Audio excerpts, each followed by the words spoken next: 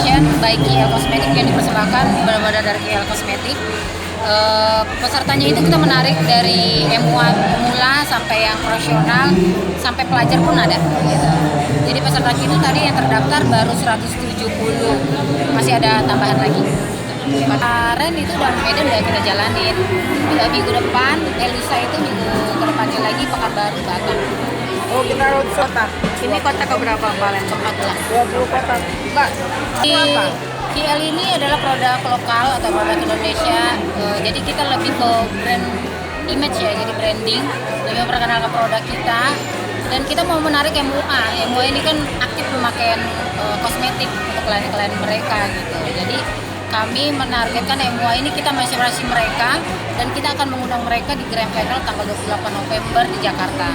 Jadi akomodasi tiket semuanya kita tanggung dari yang pihak menang lomba ya. Ya, juara 1 sampai 3. Apa aja produk kita yang andalan kita dari KL? Dari kita andalannya dekoratif semua ya. Dekoratifnya, skincare-nya juga ada.